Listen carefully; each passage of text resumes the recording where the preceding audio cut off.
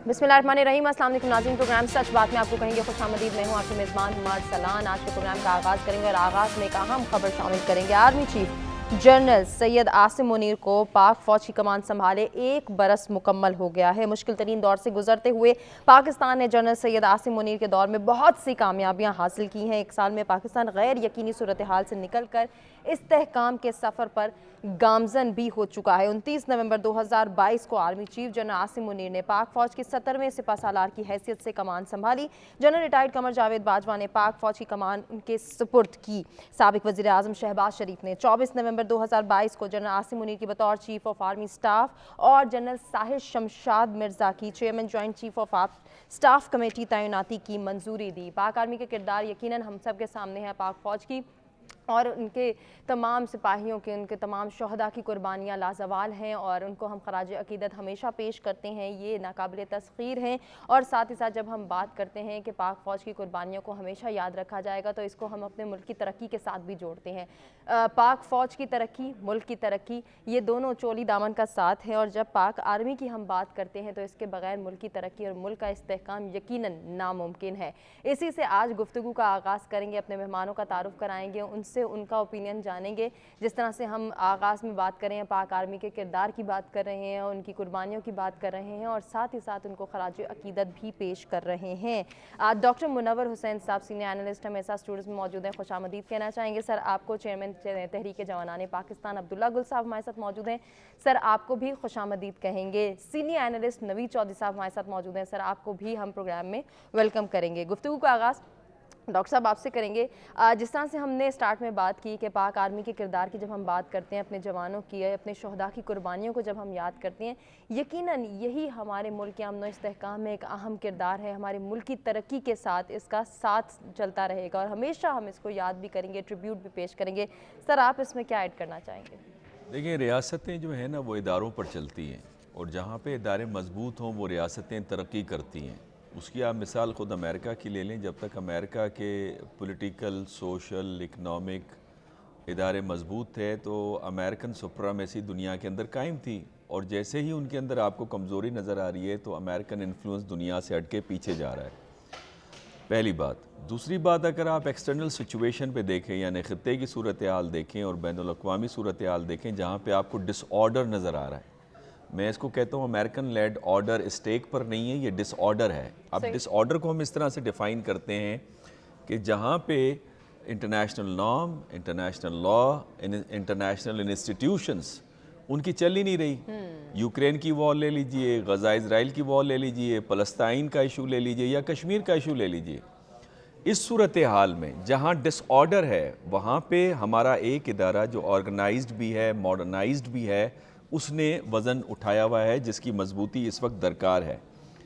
तीसरा जो सबसे आपको अहम बात बताता चलूँ कि डेमोक्रेसी दुनिया में इसलिए ली जाती थी कि वो स्टेबिलिटी लाती है। चूँकि इकनॉमिक प्रोग्रेस के लिए आपको स्टेबिलिटी चाहिए। लेकिन आप देखें चाइना का मॉडल देखें, वहाँ पे डेमोक्रेसी नहीं है, इकनॉमिक प्रोग्रेस आपको नज़र आ रही है चूँकि स्टेबिलिटी है। अमेरिकन फॉरेन डायरेक्ट इन्वेस्टमेंट 2022 की चाइना के अंदर 190 बिलियन डॉलर है, जबकि डेमोक्रेटिक इंडिया के अंदर 49 बिलियन डॉलर्स है। और फिर प्लेटो अगर तारीख में जाएं फ़लसफ़े में, तो प्लेटो जिसे आप अफलातून कहते हैं, वो तो कहते ही ये थे कि फ़ौज में से एक तकड़ा बंदा जो कि शुजा भी हो और जंग लड़ने की सलाहियत भी रखता हो, उसे बादशाह बनाया जाए। सही। और जो उसके ऊपर फ़िलासफ़र किंग्स होंगे जो लॉ बनाएंगे और वो they would be the above the law.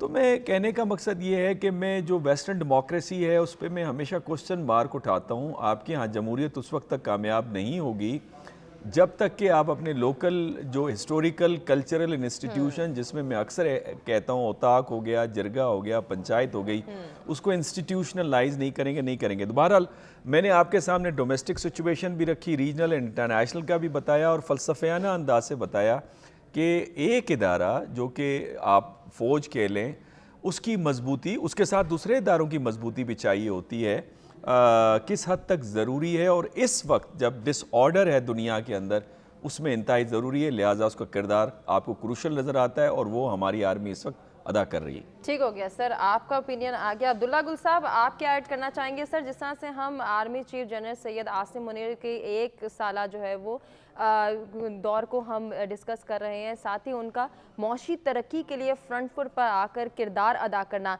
मैं चाहूँगी आप इसको ज़रूर हाईलाइट करें। बिस्मिल्लाहिर्रहमानिर्रहीम, बहुत शुक्रिया आपका। देखें, सबसे पहले तो उनको मुबारक हो, क्योंकि जनरल आसिम मुनीर साहब की जब तकर्री हुई तो उससे पहले बड़े रखने डालने की कोशिश की गई। नतीजा ये निकला कि अल्हम्दुलिल्लाह वो एक आ गए मैदान में। और दुनिया को इस वजह से भी बहुत उनसे मसाइल हैं क्योंकि वो एक हाफिज़ कुरान हैं और पाकिस्तान की तारीख में पहली दफ़ा एक डीजीएमआई जो कि मिलिट्री इंटेलिजेंस के भी सरबराह रहे और फिर आईएसआई को भी उन्होंने हेड किया, वो जो है वो आर्मी के चीफ बन गए। और जाहिर है ओटीएस से फारिग तहसील होना, ऑफिसर्स ट्रेनिंग स्कूल मंगला से, ये और फिर आज़ादी शमशीर लेना, ये यकीनन उनका तुर्रा इम्तियाज़ है। अब ये देखने की बात यह है कि इसके अंदर उनको जो चैलेंजेस थे, जैसे डॉक्टर साहब ने बड़ा अच्छा बताया, लेकिन मैं इसमें एक चैलेंज जो है जो कि पाकिस्तानी अवाम के दिलों में जो इदारे के मुतल्लिक नफरतों के बीज बोए गए एक खास एजेंडे के जरिए, जिसमें कोई शक व शुबा नहीं कि इसमें भारत और जो पाकिस्तान के दुश्मन मुल्क हैं वो शामिल हैं, जिसमें मगरबी आशीर्वाद और यहूदियों की जो एक जिसको कहते हैं कि हाथ, वो भी नजर आता है। तो ये पाकिस्तान को दरपेश मुश्किल चैलेंजेस थे। उन्होंने देखा मीडिया के हवाले से, उन्होंने मस्बत किरदार अदा किया, मीडिया को जो है वो समझाया, बात की, आईएसपीआर ने अपना किरदार अदा किया। इसी तरीके से जो फौज के अंदर बगावत कराने की खुदा न खास्ता जो कोशिश थी, उसको जो है वो अल्हम्दुलिल्लाह पनपने नहीं दिया, वो तमाम साजिशें दम तोड़ गईं। ये बहुत ज़रूरी था। जिस तरह डॉक्टर साहब ने अभी ये बात कही कि इदारों का मुस्तहकम होना बड़ा ज़रूरी है। पाकिस्तान में अनफॉर्चुनेटली आपके पास एक ही इदारा बच गया है जो कि मुस्तहकम हो रहा है और उसके अंदर सबसे बड़ा एहतसाब का जो अमल है उसको उन्होंने सामने रखा और कई लोगों को जो है उन्होंने घर भेजा। इसी तरीके से जो डॉलर का रेट था, अगर आप उसके ऊपर मुआशी देख ले तो तकरीबन 340 को छू रहा था वो डॉलर, जो कि आज 286 के ऊपर आ गया। तो ये एक बहुत बड़ा मेरे ख्याल में इकदाम था। फिर जो स्मगलिंग के उन्होंने कंट्रोल किया, जो कि किसी ने नहीं किया। आप याद रखें कि जो पीटीआई की हुकूमत थी वो ये कहते थे कि हम और अफवाज एक पेज के ऊपर है, लेकिन उसके बावजूद वो माफियाज को कंट्रोल नहीं कर पाए। पहली दफा है पाकिस्तान की तारीख में कि माफियाज को हाथ डाला गया, चाहे वो डॉलर माफिया था, चाहे वो जमीन वालों का माफिया था, चाहे वो स्मगलर्स का माफिया था, चाहे वो फ्यूल की स्मगलिंग करने वालों का माफिया था, चाहे वो जो है वो दीगर माफिया जो इसके अंदर शामिल है। ड्रग माफिया सबसे बड़ा, जो कि ड्रग माफिया जिनके ऊपर 2016 के बाद कोई ऑपरेशन ही नहीं किया गया था, उनको जो है नकेल डाली। अभी इसके अंदर फिर अफगानिस्तान के हवाले से जो एक बहुत मुश्किल इकदाम था, लेकिन वो लोग जो रजिस्टर्ड हैं उनके लिए नहीं, लेकिन जो नहीं रजिस्टर्ड थे उनको, तारकीन वतन को, उनको वापस अपने मुल्क जो है बाइज्जत उनकी रवानगी, एक बहुत बड़ा चैलेंज आज भी मौजूद है। लेकिन साथ ही साथ दहशतगर्दी, ये इसको कहते हैं कि सर मुंडाते ही ओले पड़ जाना। मेरे ख्याल में आर्मी चीफ साहब ने जहां ये इकदाम किए वहां ज़राअत के शोबे के अंदर उनकी जो खिदमात हैं वो यकीनन काबिल सताइश हैं। और साथ ही साथ जो मिनरल डेवलपमेंट के ऊपर उन्होंने काम किया, SIFC बजाते खुद ये एक फैसिलिटेशन काउंसिल बनाने का मकसद ये है कि पूरी दुनिया से आपने जो रवाबित बढ़ाए। फिर डिप्लोमेटिक फ्रंट के ऊपर जो पाकिस्तान को मुश्किलात थी, जो हमने गैर मुमालिक के साथ अपने रवाबित खराब कर लिए थे, हमने देखा कि वो भी अल्लाह का शुक्र है बेहतर होना शुरू हुए। तो ये मल्टीपल जो उनकी स्ट्रेटेजी है, और खास तौर पे जो मेरे ख्याल में जो नफरतों के बीज बोए गए थे उनको जो है पाटने के अंदर, और फिर जो इलेक्शन का जो मुझे मालूम है जाती तौर पे कि लोग उनके पास बड़े बड़े सियासतदान, मैं नाम नहीं लेना, तो शायद ये अर्जियां भेज रहे हैं हाथ जोड़ जोड़ के कि जनाब इलेक्शन न कराएं, लेकिन उन्होंने एक फैसला किया। मुश्किल हालात हैं, सिक्योरिटी चैलेंजेस हैं, लेकिन साथ ही साथ ये है कि बढ़ते हुए जो दहशतगर्दी के खतरात हैं, जिसके अंदर तो पूरी दुनिया इस टाइम पे पाकिस्तान को निशाना बनाए रखा है। 60% दहशतगर्दी के अंदर इजाफा होना। रोजाना के हवाले से बात करें, फौज ने सिक्योरिटी के हवाले से मुकम्मल हिमायत का ऐलान भी किया है बाकायदा तौर पर। जी, मैं वो रोजाना अपने शोहदा के जनाजे उठाना ये मामूली बात नहीं होती। आर्मी चीफ एक बाप की हैसियत रखते हैं और उन्होंने ये तमाम जो शोबाए हाय जिंदगी से ताल्लुक रखने वाले लोग हैं उनके हवाले से यही अपना अमल दिखाया। लेकिन साथ ही साथ मैं समझता हूं कि दहशतगर्दी के जो मामलात हैं ये इनको हमें कंट्रोल करने की जरूरत है। इस पे यकीनन आर्मी चीफ की हिकमत अमली मौजूद है। फिर ये कहना जो मुख्तलिफ जो बैठे हुए गद्दार जो थे, आदिल राजा जैसे और हैदर मेहदी जैसे, जिन्होंने मुख्तलिफ किस्म के जो है वो लोगों के दिलों के अंदर उभाम पैदा किए, उनके दिलों के अंदर जो है नफरतें पैदा की, उनके दिलों के अंदर जो है सवालिया निशान उभारे। तो देखें कि फॉर्मेशन कमांडर्स कॉन्फ्रेंस हुई, कोर कमांडर्स कॉन्फ्रेंस हुई, उसका तमाम का तमाम एतमाद आर्मी चीफ को मिला। उन्होंने मुख्तलिफ गैरिजन्स का दौरा किया, जिसमें उन्होंने सियालकोट गए, गुजरांवाला गए, क्वेटा गए और कराची गए, यानी कि पूरे पाकिस्तान के खैबर पख्तूनख्वा में गए। उन्होंने दौरा करके और फिर कबाइल के साथ बात करके उन्होंने मामलात को अफाम व तफहीम के साथ जो है वो किया। लेकिन ये मैं आपको ज़रूर बता दूं, और मेरे मौजूद पैनल जो है इसके साथ इत्तफाक राय रखेगा, बाखुदा अगर इनकी जगह कोई आदमी जिसकी जरा आसाबी कमजोरी होती तो वो शायद मार्शल लॉ लगा देता। 9 मई के बाद कोई माई का लाल रोक नहीं सकता था पाकिस्तान में। डेफिनेटली सर, बजा फरमाया आपने। जिस तरह से ये एक आप बहुत आर्मी बड़ा चीफ के मेरे काबिल ख्याल में सताइश अमल है इकदामात की तारीफ कर रहे हैं और उनके हवाले से बात भी कर रहे हैं। उन्हीं में हम थोड़ा सा और ऐड करेंगे। नवीद चौधरी साहब, आपसे भी चाहेंगे कि आप भी कमेंट करें। ग्रीन पाकिस्तान इनिशिएटिव में आर्मी चीफ के विजन की अहमियत को कैसे देखते हैं आप? देखें, ज़राअत की जो अहमियत है वो हमारे लिए बहुत ज़्यादा है, और पाकिस्तान में इसका स्कोप जो है वो अनलिमिटेड है। अलमिया ये है कि मैं अब लाहौर में रहता हूँ, लाहौर से आप बाहर निकल जाएं तो जगह जगह पे हाउसिंग सोसाइटियाँ बन रही हैं। तो जो लैंड माफिया के खिलाफ ऑपरेशन करने की बात की गई, उसको मौसर बनाने की ज़रूरत है। अब पाक आर्मी ने इस सूरत हाल को भांपा और खानेवाल में आपने देखा कि एक बहुत बड़ा फार्म बना, और चीन जो है, मैं पिछले दिनों वहां से होकर भी आया हूँ, वो हाइब्रिड जो बीज है और ज़राअत की टेक्नोलॉजी है वो भी शेयर करना चाह रहा है। तो अगर हम ज़राअत में खुद कफील हो जाएं तो एक मामला बहुत बड़ा जो हमारी खुराक का है, फूड बास्केट का, वो मसला तो हल हो गया ना। ईस्ट पंजाब कितना है? कुछ भी नहीं है। भारतीय पंजाब वो पूरी इंडिया की जरूरतें पूरी करता है, बल्कि एक्सपोर्ट करता है, और हमारे यहाँ इतनी ज्यादा जमीन है और हम जो है वो मजबूर हो जाते हैं बार बार खाने पीने की अशिया मंगवाने के लिए। जनरल आसिम मुनीर साहब को जो चैलेंज दरपेश थे, ये बुनियादी तौर पर पाकिस्तान की तारीख में किसी चीफ को भी दरपेश नहीं रहे। देखें, बैक वक्त उनको अदालती, सियासी, सफारती, मुआशी 4 तरह के चैलेंज दरपेश थे। जजेस बकायदा पार्टी बने हुए थे उनके खिलाफ, इसमें कोई भाम नहीं है। 9 मई को जो कुछ हुआ, 10 मई को उसे एंडोर्स किया जस्टिस ऑफ पाकिस्तान ने, जो वो एक बंदे को मर्सिडीज पर बुला रहे हैं कस्टडी से और साथ कह रहे हैं गुड टू सी यू, और फिर इस्लामाबाद हाईकोर्ट को कह रहे हैं कि आपने इसको बेल देनी है, निगरान जज बन के बैठ गए। तो वो तो खुलकर सामने आए हुए थे। फिर हमने देखा कि सफारती वाले से मुतनहा थे। ये पहली दफा पाकिस्तान की तारीख में हुआ कि चीन भी नाराज है, अमेरिका भी नाराज है, मलेशिया भी नाराज है, तुर्की भी नाराज है, सऊदी अरब भी नाराज है, अमारात भी नाराज है। यानी कि जीरो गरीब पॉलिसी एक बनाई गई और पाकिस्तान को तनहा कर दिया गया। मुआशी वाले से जाने से पहले जो कुछ पीटीआई ने किया, वो तो कोशिश तो ये थी उनकी, पूरा जोर लगाया उन्होंने कि डिफॉल्ट कर दिया मुल्क। हत्ता कि जब तहरीक अदम कामयाब हो गई, उस वक्त भी शौकत तरीन ने क्या नहीं किया, सारे वो चेयर पर किया ना। तो हमें बहुत सारे चैलेंजेस दरपेश थे, इस हवाले से सियासी चैलेंजेस दरपेश थे। तो army chief general Asim Munir के लिए ये बहुत ही गंभीर सूरत है, और ये मैं इस बात से एग्री कर रहा हूँ कि कोई और चीफ होते तो शायद वो मार्शल का सहारा ढूंढते। इन्होंने पेशन के साथ, बड़ी जुर्रत के साथ और बड़ी जहानत के साथ, क्योंकि मार्शल के फिर अपने नुकसान आते हैं, मुजम्मरात जिससे नहीं होता, इन्होंने सारी सूरत हाल पे काबू पाया। एक तो इन्होंने जब पीडीएम की गवर्नमेंट आ गई तरीके के नतीजे में, तो उसी वक्त इन्वेस्टमेंट फ्रेंडली माहौल क्रिएट करने की कोशिश की, कौंसिल बन गई SIFC। फिर जो ग्रीन पाकिस्तान का इनिशिएटिव है वो ले लिया गया। उसके बाद आपने देखा कि तेजी के साथ सफारती ताल्लुकात को ब्रिज किया है। अमेरिका वो नहीं गए, लेकिन CENTCOM के जो कमांडर हैं वो GHQ आ चुके हैं। चीन के, सऊदी अरब से ताल्लुकात, अमारात से ताल्लुकात, कतर से ताल्लुकात, आज कुवैत में है। बड़ी स्पीड के साथ उन्होंने सारे मामलात को दुरुस्त किया।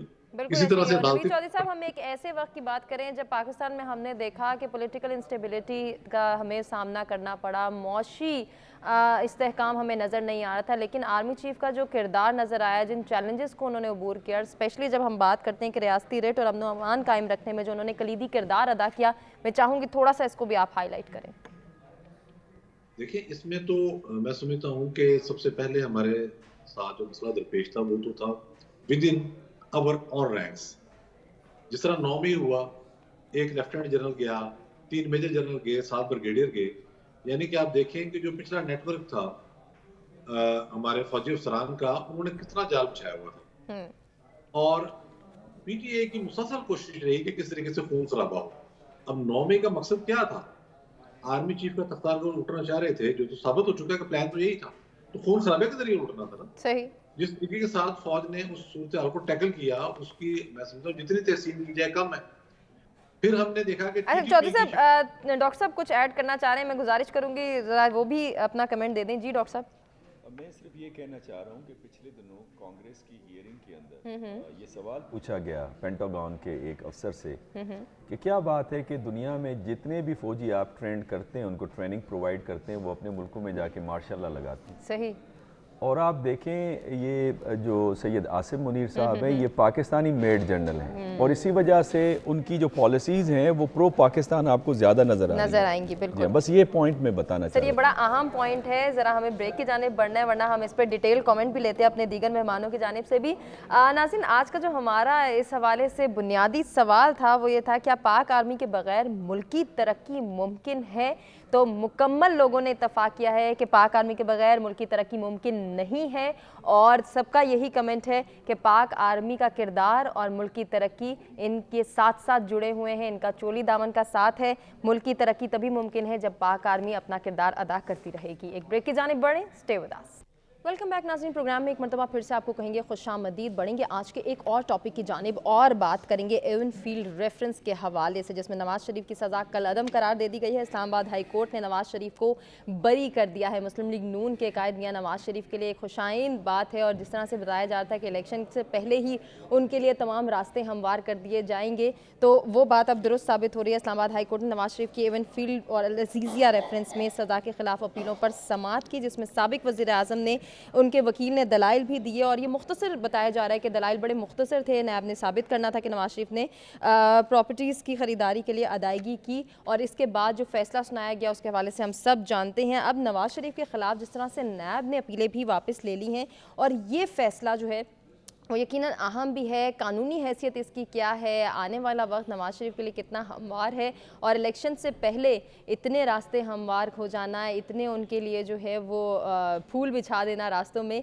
क्या यही वो तमाम तर ज़ीरो टास्क और जो ज़ीरो टॉलरेंस की बातें की जा रही थी, ज़ीरो रिस्क की बातें की जा रही थी, यही वो तमाम तर चीज़ें हैं कि जिसकी बुनियाद पर मियाँ नवाज शरीफ वतन वापस आए हैं। मेहमानों की जानिब बढ़ते हैं, उनसे उनका कमेंट जान लेते हैं। अब्दुल्ला गुल साहब, जिस तरह से हम बात कर रहे थे अपने गुज़िश्ता प्रोग्राम्स में भी हमने चीज़ को मेंशन किया था कि मियां नवाज शरीफ वापस आए हैं तो आगे उनके लिए मुश्किलात होंगी, रास्ते हमवार कर दिए जाएंगे। तो तकरीबन हमारे 90% मेहमान यही कहते हुए दिखाई देते थे कि अब वो आ गए हैं तो उनके लिए रास्ते हमवार होंगे, उनके लिए जो है वो खुशखबरियाँ ही खुशखबरियाँ होंगी।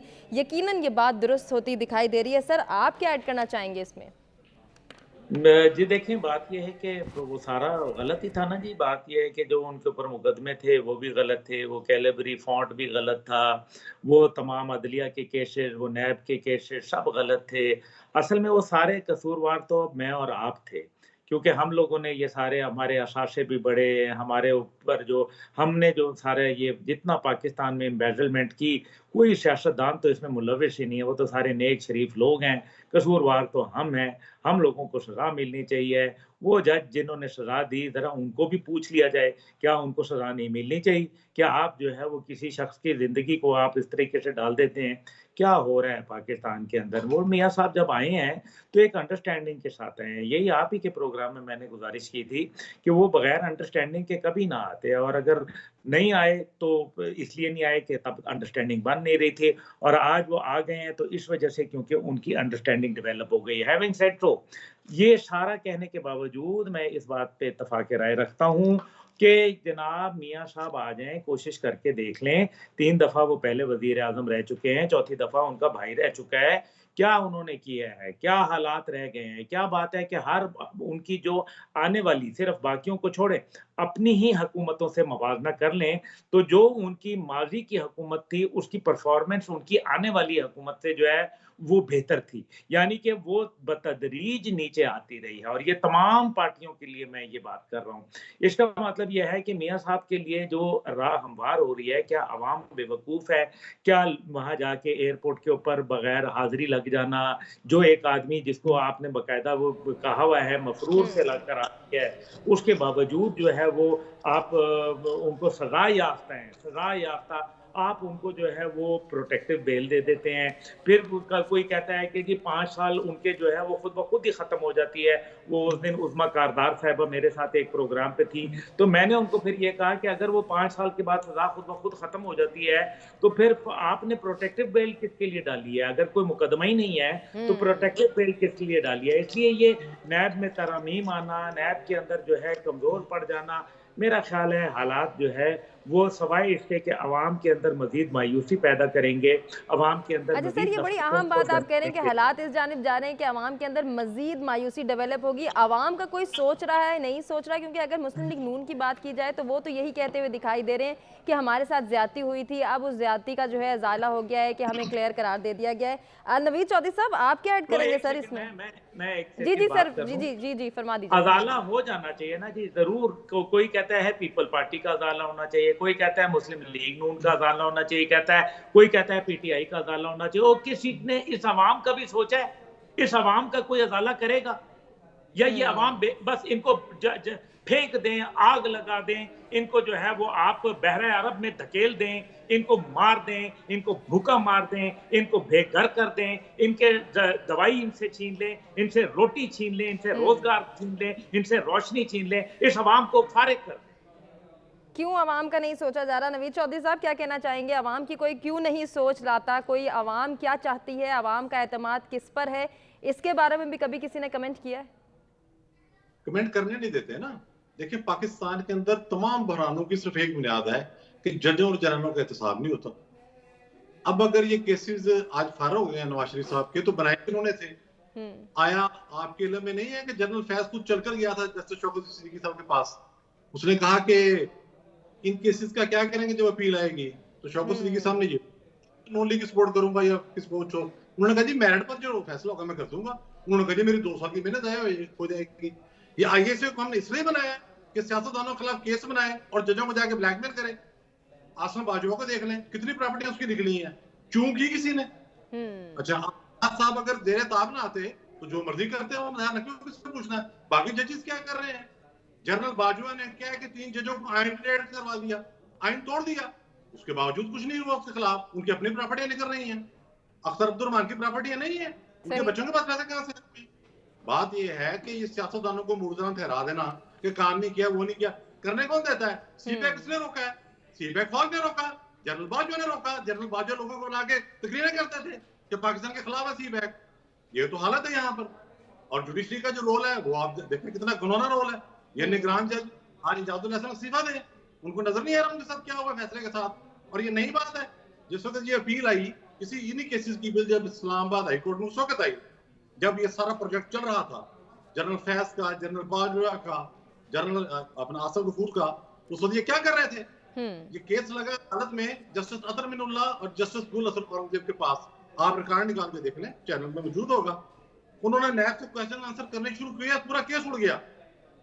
उस वक्त के चीफ जस्टिस आसिफ सईद खोसा को मुदाखलत करना पड़ी। सर, जिस सिनेरियो का आप डिस्कस करें, जरा ओवरऑल आने वाले वक्त को भी हम डिस्कस करना चाहेंगे। डॉक्टर मुनव्वर हुसैन से वापस आपकी जानिब भी आएंगे। डॉक्टर साहब, अभी जब हम बात करते हैं इदारों की कारकर्दगी की, अगर सिर्फ नैब के हवाले से ही हम बात करें, नैब का दोहरा मयार हमें नज़र आ रहा है। किसी की हुकूमत है तो नैब का किरदार इतना स्ट्रॉन्ग है, इतना स्ट्रेंथन होता हुआ दिखाई देता है, फिर वही नैब इतना जो है वो मजलूम और इतना ज़्यादा जो है वो अंडर प्रेशर नज़र आता है कि वो अपनी बात से ही फिर जाता है।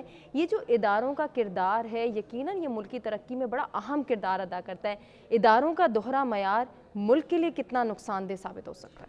देखिए, मैं आपको सच्ची बात बताऊं, जो ग्राउंड रियलिटी है, अगर आप आर्मी को छोड़ के बाकी पाकिस्तान के इदारे देखें तो आपको मायूसी होती है। और उसमें ये बयानियाँ भी कि इसमें इस्टबलिशमेंट की मुदाखलत की वजह से वो इदारे कमज़ोर हुए हैं, ये बयानियाँ भी ठीक नहीं हैं। बिलफर्ज आप किसी भी आर्म फोर्सेस के सिविलियन इदारे में चले जाएं और वहाँ डिसिप्लिन और सफाई और तरक्की और नज़म और नस्क देखें, और किसी सिविलियन एडमिनिस्ट्रेड जो इदारा है वहाँ पे जाके आप देख लीजिए, आपको फ़र्क वाज़े नज़र आएगा। मिसाल के तौर पे आप किसी सिविलियन जो स्कूल है गवर्नमेंट के तहत चल रहे हैं वहाँ चले जाएं और आर्मी के नीचे चलने वाले स्कूल्स में चले जाएं, आपको फ़र्क वाज़े नज़र आ जाएगा। तो उसमें मेरा ख्याल है इस नैरेटिव पे गौर करने की ज़रूरत है और अंदर गिरेबान में झांकने की ज़रूरत है, पहली बात। सही। दूसरी बात यह कि चूंकि मैं अब एक लीगल एक्सपर्ट तो नहीं हूँ, लेकिन ये जो फैसला आया है इसके बड़े गहरे सियासी असरात होंगे। वो कि नवाज शरीफ साहब बड़े तजर्बेकार सियासतदान हैं और उन्होंने ऊंच नीच और दिन और रात दोनों देखी हुई है। बिल्कुल। लेकिन आपने जिस तरह से कहा कि उनके लिए फूल बिछाए जा रहे हैं, उन फूलों के नीचे शदीद कांटे भी हैं और शायद उनसे बचने के लिए वो लंदन की फ़्लाइट ले सकते हैं, जो मुझे समझ आ रही है। सर ये इलेक्शन से पहले, इलेक्शन के बाद? इलेक्शन से पहले भी हो सकता है, जो मुझे नज़र आ रहा है। बहरहाल, लेकिन जो मौजूदा सियासी स्ट्रक्चर है ना हमारा, मैं कहता हूँ ये इंतहाई बेहुदा, इंतहाई फरसूदा किस्म का निज़ाम है जो कि ख़ुद जमहूरी आपको नज़र नहीं आता। और इसके अंदर एक ही असूल है, ज़रूरत ऐजाद की माँ है। ये सारा इसी पर मबनी मौजूद नज़र आता है। और अगर आप इसको ज़रा सा ऊपर के लेवल के ऊपर देखें तो एक एलीट कैप्चरिंग नज़र आती है। अब पाकिस्तान का ये हशर क्यों है? ये एलीट कैप्चरिंग की वजह से। और जब मैं एलीट कैप्चरिंग कहता हूँ तो इसमें सिर्फ पॉलिटिकल पार्टीज़ नहीं है, ठीक, इसमें और चीज़ें भी आ जाती हैं और इससे हम बेजार हैं। जब तक इसको आप रिफॉर्म नहीं करेंगे और इस स्ट्रक्चर को आप तब्दील नहीं करेंगे तो जब तक आपकी बेहतरी आपको होते हुए नज़र नहीं आ रही। नैब के हवाले से सर मैं ये जुमला कहूँगा कि इस वक्त सियासतदानों के हाथों में हथियार है, वैल्यू बेस्ड डिसीजन है। नैब और पाकिस्तान के कानूनी स्ट्रक्चर पे एक बहुत बड़ा सवालिया निशान है कि अगर ये केसेस गलत थे तो ये केसेस हुए क्यों? बिल्कुल इन्हीं इदारों ने किए। और अगर ये सही हैं तो फिर इसको आप वापस क्यों ले रहे हैं? इतना जो पैसा, इतना रिसोर्सेज, इतना टाइम, लोगों की तवज्जो आपने और लोगों का वक्त क्यों खराब किया? बिल्कुल सर, आपके ओपिनियन को ही हम जरा थोड़ा सा कंटिन्यू करेंगे। अब्दुल्ला गुल साहब, जिस तरह से अभी डॉक्टर साहब भी यही बात कर रहे थे, जब हम नैब की कारकर्दगी की बात करते हैं यकीनन हमें बहुत सारे सवालात जन्म लेते हैं और सवालिया निशान ही नज़र आते हैं, उसके जवाब तो नहीं मिलते।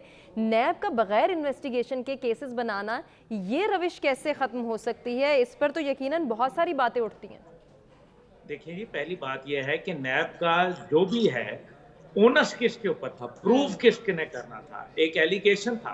आपके पास फर्ज करें मेरे पास एक मर्सिडीज गाड़ी है और आप नैब आके मुझे पकड़ लेते हैं और वो कहता है आप मर्सिडीज कहाँ से लाए हैं? ये काम मेरा है प्रूफ करना कि मैं मर्सिडीज कहाँ से लाया हूँ। जवाब तो इन्होंने देना था। भाई नैब ने तो आपके ऊपर एलिगेशन बताया कि जी आपकी आमदन इतनी थी और आपके जराए इतने थे और उसके मुताबिक आपने जो ये आपके जो प्रॉपर्टी है ये उसके मैच नहीं करती। पहले यही एवन फील्ड वगैरह थे ना, जिसको कहा गया था कि जी ये इनकी प्रॉपर्टी नहीं है, वो जायदादें हमारी प्रॉपर्टी नहीं है। फिर वो प्रॉपर्टियां किसकी निकली? सही बात तो ये है, नैब ने अगर प्रूव नहीं किया तो नैब गई जहन्नम में। आप मुझे ये बताएं जो इन्होंने प्रूव करना था इनके पास, इसका मतलब है कि वो जस्टिफाई हो गया। मतलब अगर नैब प्रूव ना कर सकी कि अब्दुल्ला गुल के पास ये 10 करोड़ रुपए कैसे आ गए तो फिर वो जस्टिफाई हो गए, वो हलाल हो गए पैसे। सही कैसी बात कर रहे हैं? नैब जो है ये इदारा बनाया गया, पहली बात है हु इज नैब, कि वो अवाम का पैसा जो है वो माफ कर दे, प्ली बार्गेन। ये एक बुनियादी तौर पे गंदा काम है। 25% आप लोगों को प्ली बार्गेन में छोड़ देते हैं। कैसे छोड़ देते हैं? आपका पैसा, डॉक्टर साहब का पैसा, नवीद साहब का पैसा, मेरा पैसा, आप कैसे होते हैं उसके ऊपर माफ करने वाले? कौन से कानून के तहत, कौन सी इखलाकियात के तहत, कौन से मजहब के हवाले से, कौन सी ताज़ीरात के हवाले से? तो नैब को आपने उठा के जो है वो कह दिया कि जनाब आप स्याह सफेद। जो लोग पुलिस से बच जाते हैं, जो एंटी करप्शन से बच जाते हैं, जो FIA से बच जाते हैं, जो इंटेलिजेंस ब्यूरो से बच जाते हैं, वो नैब में फंस जाते हैं और अपना दाम लगवाते हैं और अपना माल लगाते हैं और उसके बाद जो है वो निकल जाते हैं वहां। तो फिर बंद कर दें ऐसे नैब को, छोड़ दें, दफा करें ऐसे नैब को, कानून को लगाएं ताला। फिर उसके बाद मैं बिल्कुल डॉक्टर साहब से इत्तफाक़े राय रखता हूँ, देना फिर उन लोगों ने जिन्होंने फिर गलत फैसले किए, गलत उन्होंने इल्जामात लगाए, उन्होंने गलत केस बनाए और उसकी वजह से लोगों को भुगतना पड़ा, फिर उन जजों को सजा मिलनी चाहिए। चलिए सर, आपका कमेंट आगे। नवीद चौधरी साहब क्या ऐड करना चाहेंगे? नैब क्यों जो है वो जब हुकूमत में होते हैं कोई पार्टी तो उसके खिलाफ इस्तेमाल की जाती है, यानी हमें ये नजर आता है कि ऑपोजिशन के खिलाफ नैब को इस्तेमाल किया जाता है या नैब खुद इस्तेमाल होती है? सर जरा थोड़ी सी इस पर रोशनी डालिएगा। नैब बनाने का वाहिद मकसद सियासी मुखालफिन के बावजूद उड़ना था, बस दैट्स ऑल। पहला चेयरमैन शरीफ आदमी था जनरल अमजद, उन जनरल मुशर्रफ को कहा कि भी मैं करप्ट बंदे पकड़ूं, मुशर्रफ ने कहा करप्ट पकड़ लिए तो मैं कहां से रहूंगा, वो तो खुद बहुत बड़े करप्ट थे।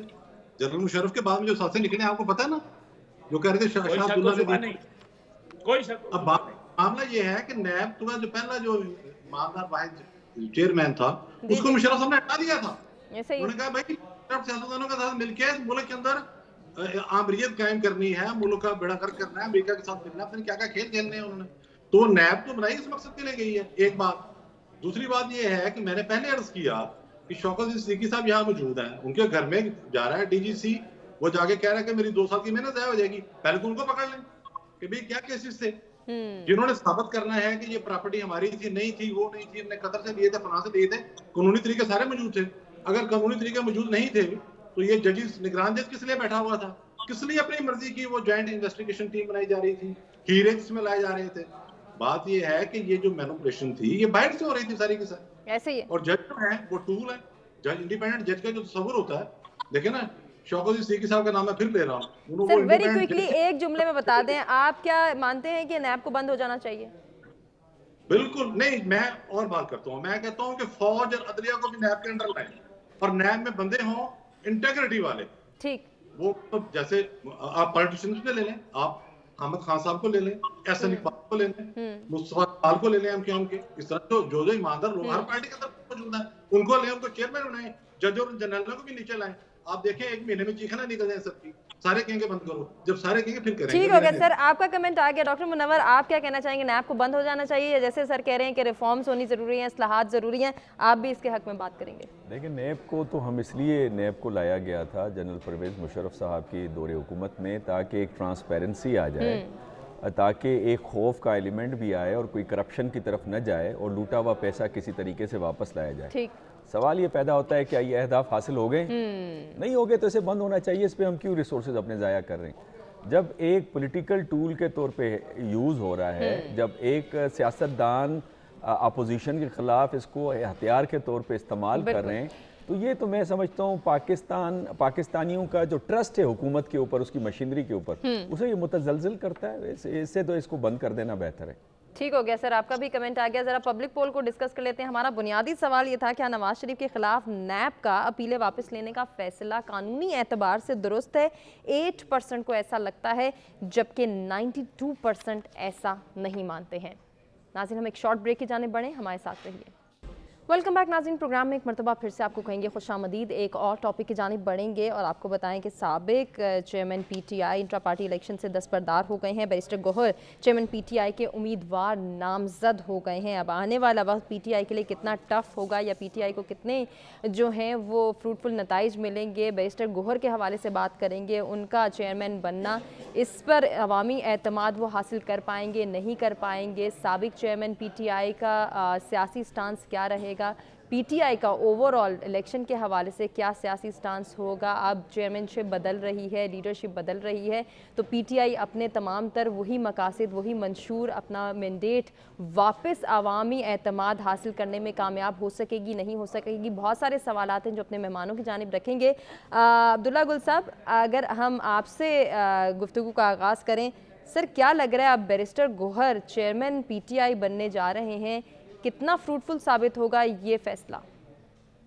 देखिए, मेरा ख्याल है कि ये पहला उनकी विकेट गिर गई है और अगर वो चेयरमैनशिप के ऊपर कॉम्प्रोमाइज कर रहे हैं और कोई पाकिस्तान की सियासत को जो समझता है वो महसूस करेगा कि अगर आप चेयरमैन नहीं हैं, आप किसी ओहदे पे नहीं हैं और आप बिहाइंड बार्स हैं, जेल में हैं, और साथ ही साथ आप जो है वो दबाव के तहत आके आप चेयरमैनशिप छोड़ रहे हैं, तो फिर यकीनन इसका मतलब है कि आपने हारने की तरफ पहला कदम बढ़ा लिया है। एक बात तो ये हो गई। दूसरी बात ये है इसके अंदर कि आप जो है वो वकला की तहरीक को जो है वो जिंदा करके वकला के ज़रिए आप जो है वो अपनी पार्टी को आगे बढ़ाना चाह रहे हैं, क्योंकि आपके ख्याल में कि वकला आगे खड़े हो जाएंगे और वो मैदान मार लेंगे। वकला की अगर पूरी तादाद निकाल ली जाए ना, तो पाकिस्तान के एक हल्के का इलेक्शन नहीं जीता जाता।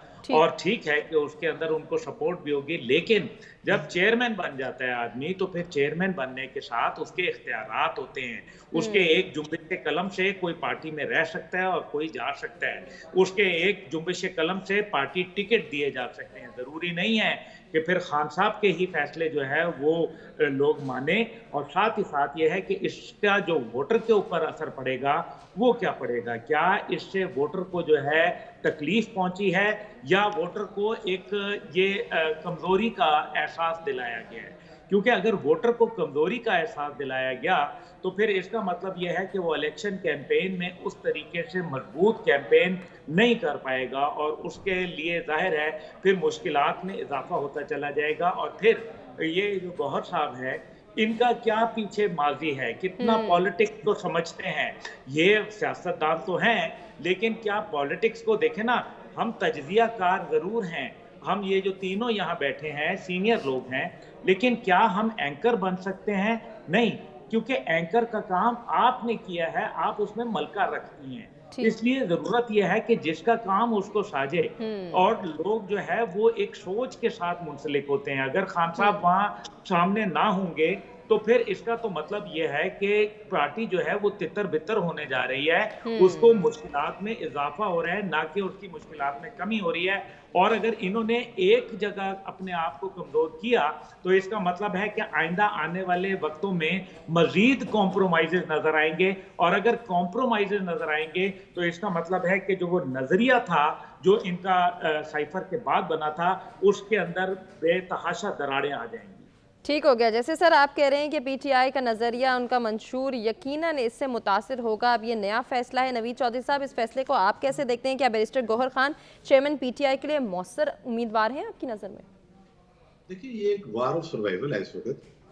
पीटीआई जो कुछ कर चुकी है उसके बाद उनकी सियासी मंजरनामे में उनकी कोई गुंजाइश नहीं है। अब चेयरमैन पीटीआई जो खुद हैं, उन पर बड़े संगीन नवेद के केसेस थे 9 मई से पहले भी।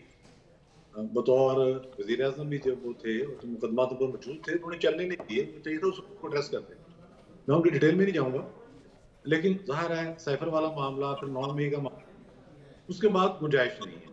अब इलेक्शन कमीशन ने कहा कि आपने 10 दिन के अंदर अंदर इंट्रा पार्टी इलेक्शन कराने हैं। 20 डेज का टाइम जी, 20 डेज का टाइम सर, 20 डेज का, सॉरी। चल वो उसमें उन्होंने इंट्रा पार्टी इलेक्शन की तरफ वो चले गए और उसके बाद गौहर साहब का नाम उन्होंने दे दिया। वो इसलिए दे दिया कि पहले शेर अफजल मरवत साहब जो थे वो आगे कर रहे थे कमांडर बन के, फिर किसी को पता लगा कि वो शायद मुनासिब नहीं होंगे। फिर हमने देखा कि जेल के बाहर एक अजीबोगरीब तमाशा हुआ। सही। एक ग्रुप आया, उन्होंने आके मुशर्रफ बीबी साहिबा के खिलाफ नारेबाजी की। अगले दिन एक और ग्रुप आया, बल्कि दोनों ग्रुप थे। उस ग्रुप ने अलीमा साहिबा के खिलाफ, उनकी की जो मुशीरा है अलीमा खानम साहिबा, उनके खिलाफ प्ले कार्ड उठाए हुए थे, नारेबाजी की कि चेयरमैन नहीं बनने देंगे, और उन्होंने मुशर्रफ बीबी की हमायत में नारे लगाए। फिर अब मैंने देखा, अब यहाँ समझ नहीं आ रही किसने चलना है। जो इनकी मेन स्ट्रीम जो क्यादत है वो सारी तितर बितर है, पार्टी के लोग इधर उधर। वो मतलूब है 9 मई के वाकयात में, मैं ये नहीं कह रहा बेगुनाह है, मतलूब है बकायदा। अभी तक देखें मुराद से आदमी आया, उस पर तो कई केसेस हैं। अब मामला ये है कि वो कोशिश कर रहे हैं कि कोई रास्ता निकले। अब रिटायर्ड जर्नलों को डालना शुरू कर दिया बीच में। आज वो एक वीडियो बयान जारी किया जनरल नईम लोधी साहब ने, मैं सुबह देख रहा था कि मैं को मेडिटेशन कराऊंगा। हालांकि उनके मुताल्लिक ये इतलात है, मुझे खुद उसके लिए उन्होंने बताया कि 9 मई के वाकयात की जो प्लानिंग और उस हवाले से जो खराबी पैदा हो रही थी, उसमें इन रिटायर्ड जर्नलों के ग्रोह का भी पूरा हिस्सा है, पूरा हाथ है। तो ये मामला है। मेरा नहीं ख्याल कि ये चीजें कोई फायदेमंद साबित होंगी कि वकला की तहरीक वो खड़ी कर लेंगे और वकील आ जाएंगे। अच्छा सर, यहाँ ये सवाल भी पैदा होता है, क्या पार्टी लीडरशिप को बतौर चेयरमैन गौहर खान साहब मंजूर भी होंगे या नहीं? वो उनको कबूल करेंगे, नहीं करेंगे? क्योंकि हमने ये भी देखा 9 मई के, जैसे आपने भी जिक्र किया। जी जी, गौहर साहब हैं बुज़दार, वो पार्टी चेयरमैनशिप के लिए जो उनको नॉमिनेट किया गया है, धारा उन्हीं का नाम आ रहा है आगे, तो वो बुज़दार रोल प्ले करेंगे कि जो लोग आपस में ज्यादा लड़ भिड़ सकते हैं, जैसे शेर अफजल मरवत साहब आएंगे तो मुमकिन है हामिद खान साहब ज्यादा बुरा ना आ जाए, मैं मिसाल दे रहा हूँ ना। और लतीफ खोसा को भी ऑफर किया कि आप भी पार्टी में आ जाएं। उसके बाद जो पॉलिटिकल लोग हैं पार्टी के अंदर, गौहर खान तो सियासी आदमी नहीं है, एक इलेक्शन लड़ा है उन्होंने पीपल्स पार्टी की तरफ से, लेकिन उस तरह से सियासी आदमी नहीं है। ये एतजाज ग्रुप है, एक्चुअली ये एतजाज एसएम ग्रुप है। आपको पता है उनसे तो कभी खैर की तो रखी नहीं जा सकती। तो वो उन्होंने ये सोचा है पीटीआई के चेयरमैन ने, असीर चेयरमैन ने, कि मेरी बहन बीवी आपस में लड़े या पार्टी के बाकी मादा लीडर जो बाहर रह गए वो आपस में लड़े, उससे बेहतर है कि बुजदार बैठा हो। बुजदार बैठा रहेगा तो वो कम से कम हर बंदा उस पर तनकीद करता रहेगा, लेकिन उसको छेड़ेगा नहीं। ये उनके आइडिया है, मेरा नहीं ख्याल कि इससे कोई ज्यादा फायदा होने वाला। अच्छा सर, जिस तरह से हम बात कर रहे हैं बैरिस्टर गौहर साहब की, अब चेयरमैन पीटीआई वो बनने जा रहे हैं, तो क्या पार्टी के लिए वो इलेक्शन में लेवल प्लेइंग फील्ड मुहैया कर पाएंगे? देखिए, इलेक्शन के लिए लेवल प्लेइंग फील्ड से रोका किसने है? अगर मुकदमात पर मौजूद है तो वो मैंने तो नहीं भुगतने, अब्दुल्ला गुल साहब ने तो नहीं जाना है, डॉक्टर साहब ने नहीं जाना, ना आपने जाना है। अगर कोई फॉरेन फंडिंग का मामला है, मिसाल दे रहा हूँ, तो अगर तोशा खाने का केस है, अगर साइफर का केस है, अभी बहुत सारे केसेस हैं जो भी लाइन में पड़े हुए हैं। अब इद्दत वाला मामला भी वो साबित हो गया। अब 62 आइन का हिस्सा है ना, या तो निकाल बाहर फेंक दें। फिर 9 जो वाकयात हैं वो छोटा काम नहीं है। देखें, ये तो पाकिस्तान में इस साजिश कभी नहीं हुई। ने एक साजिश तैयार की, अटक साजिश प्लान बना था, हैदराबाद साजिश केस था, रावलपिंडी साजिश केस था, लेकिन ये जो साजिश थी ये तो बकायदा उन्होंने उसको इम्प्लीमेंट करने की कोशिश। वो तो जीएच के ऊपर भी हमला हो गया, कोर कमांडर हाउस पर भी हमला हो गया, एयरफोर्स कंस्ट्रक्शन पर भी हमला हो गया। अब इनका भी तो जवाब देना ना। लेवल प्लेइंग ये क्या मतलब है कि मैं आप जेलों से सारे बंदे, मिसाल के तौर पर मेरी एक पार्टी है, उस पार्टी में हार्डकोर क्रिमिनल है, वो जेलों में है, कोई कोटलखपत जेल में है, कोई डेला जेल में है, कोई बिल्कुल ऐसे ही है। ये लेवल प्लेइंग फील्ड नहीं है। बिग कानून ने अपना रास्ता लेना है, इलेक्शन ने अपना रास्ता लेना है। लेवल प्लेइंग फील्ड कानून पर अमल दरामद के नतीजे में ही आएगी। सर, बड़ी अहम बात आपने की, हम इसी को कंटिन्यू करना चाहेंगे। डॉक्टर साहब, जैसे अभी हम बात करें 9 मई के वाक़ये को, यकीनन हम हर बार कोट कर रहे हैं, और जब भी पीटीआई के फ्यूचर स्टांस की बात होती है तो उसको सामने रखना यकीनन बहुत ज़रूरी है। अब एक ऐसे मौके पर जब इलेक्शन करीब है, इलेक्शन के हवाले से तमाम सियासी सरगर्मियों का आगाज़ हो चुका है, तमाम पार्टीज़ जो हैं अपने मैंडेट को, अपने मंशूर को आवाम के सामने जो है वो पेश कर रही हैं, अवामी एतमाद हासिल करने की कोशिश कर रही हैं। ऐसे में जब पाकिस्तान तहरीक इंसाफ की चेयरमैनशिप बदल जाती है, आपको लगता है फ्यूचर में पीटीआई का स्टांस जो है वही रहेगा जो इससे कबल हमने देखा था? देखिए, 2-4 चीज़ें हैं। पहले तो बैरिस्टर साहब हाईली एजुकेटेड हैं, उनकी यूके और अमेरिका से उनकी लॉ के अंदर डिग्री है। दूसरा, ये फैसला गालिबन इसी वजह से हुआ है जिसकी तरफ अब्दुल्ला गुल साहब ने इशारा भी दिया कि गालिबन जो लायर्स की जो सपोर्ट है उसको गैल्वनाइज किया जाए, और चूँकि 2008 में उनकी मूवमेंट बड़ी सक्सेसफुल थी। लेकिन इसके अंदर जो मुझे सीरियस इशू नज़र आता है वो करिश्मा का नज़र आता है। बिलफर जो खान साहब का जो करिश्मा था, करिश्मा कहते हैं बोलने का स्टाइल है, ड्रेसिंग का स्टाइल है, पॉलिसी है, नैरेटिव कंस्ट्रक्शन है, खाना पीना है। वो चूँकि स्पोर्ट्स मैन भी रहे हैं, बिल्कुल, तो उस हवाले से वो मेरा ख्याल में ये करिश्मा उस हवाले से नहीं ले पाएंगे। तो क्या उस हवाले से वोट को अट्रैक्ट कर पाएंगे, नहीं कर पाएंगे? क्या पार्टी में कारकुनान की सपोर्ट ले पाएंगे, नहीं पाएंगे? इस पर सवाल उठता है।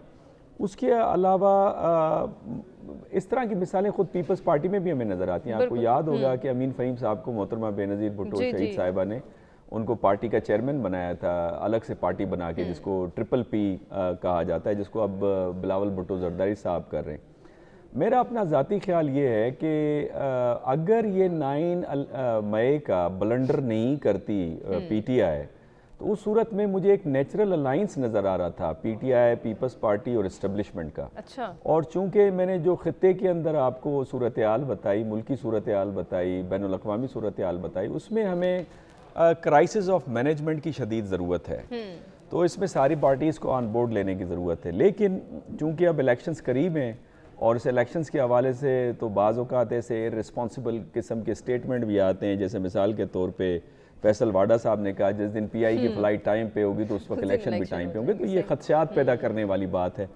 अलबत्ता जो आपका जहाँ तक सवाल है पार्टी की लीडरशिप का चेंज होना, जो कि अनएक्सपेक्टेड है, वो काबिल कबूल होगी दूसरी पार्टीज़ की या नहीं, ये आने वाले जो इलेक्शंस हैं जो कि पीटीआई में जो क्लेम किए जा रहे हैं विदिन 20 डेज़ होंगे, वो बताएंगे। ठीक हो गया, इलेक्शन के हवाले से बात करें। अब्दुल्ला गुल साहब, थोड़ा सा आपकी जानिब भी हम आएंगे, और ये एक सवाल जो मेरे जहन में बार बार रेज़ हो रहा है कि जब हम देख रहे हैं कि पार्टी वो तब्दीली का नारा लगाने वाली पार्टी की चेयरमैनशिप भी तब्दील हो गई, तो क्या अब तब्दीली का नारा आप समझते हैं एग्जिस्ट करेगा? देखिए जी, तब्दीली का नारा को तो सबसे पहले ये देखना है कि क्या वजह है कि पार्टी के अंदर कोई इतना वफादार, कोई इतना काबिल, कोई इतना मौजूद शख्स नहीं था जो पहले दिन से पार्टी के साथ चला या उसने कुर्बानियां दी।